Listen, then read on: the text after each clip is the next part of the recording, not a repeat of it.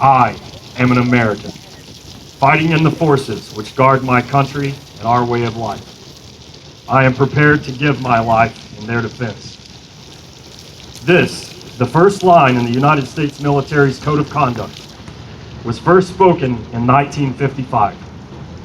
For generations, these words have reminded countless servicemen and women what it means to defend freedom, and the ultimate price that some will undoubtedly have to face. Today, 60 years later, we gather here to recognize and to thank those men and women who have dared to face the enemy. Well aware of the potential consequences and the personal sacrifices that they and their families must make for the sake of peace. Representative Hoffman, mayors, distinguished visitors, my brothers and sisters in arms, and my fellow Americans, thank you for joining me today in the celebration of the brave men and women who for more than 229 years have dedicated their lives to something bigger than themselves. While the idea of a world without war is appealing, we have to remember that over the years, our veterans, through countless wars and struggles, have liberated oppressed people, ended genocide, and toppled terrorist regimes around the world. From the beginnings of our nation in the Revolutionary War to the current war on terror, men and women from all walks of life have shared the common bond of their oath to defend this, our nation. No matter the danger and no matter the enemy. For this, we owe them a debt of gratitude, not just on Veterans Day, but on every single day of the year.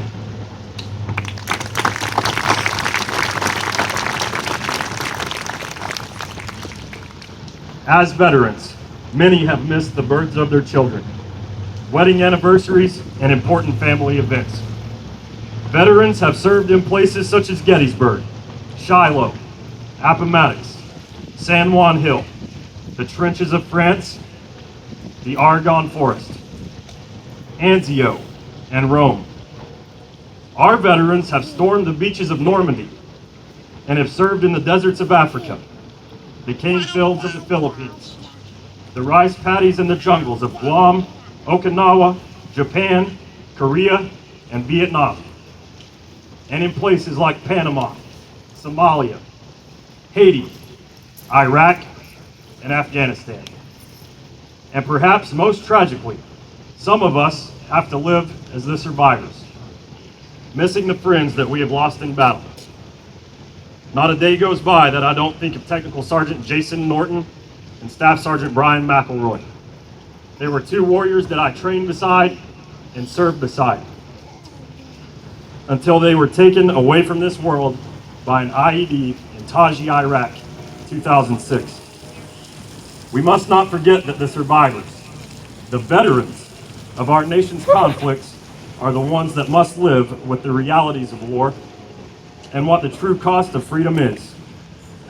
President Ronald Reagan once spoke these words, and they mean as much today as they did when they were first spoken. Freedom is never more than one generation away from extinction. We didn't pass it to our children in the bloodstream. It must be fought for, protected, and handed on for them to do the same.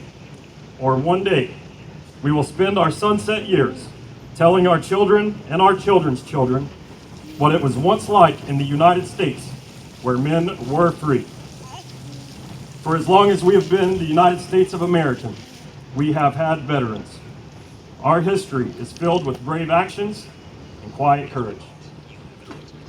Although faced with different challenges, today's veterans are no different than those in our past. One of our core values in the Air Force is service before self. It's a value that we share with every soldier, sailor, Marine, and Coast Guardsman.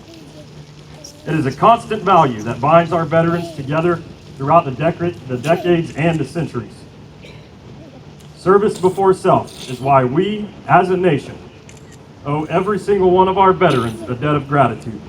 Yesterday, today, and tomorrow. To the veterans in attendance, thank you. Thank you for allowing me the opportunity to grow up in a free nation. a nation where I was free to follow my dreams without fear. And for everyone in attendance, thank you for coming here today to recognize those Americans who truly understand the cost of freedom. The American veteran. Thank you.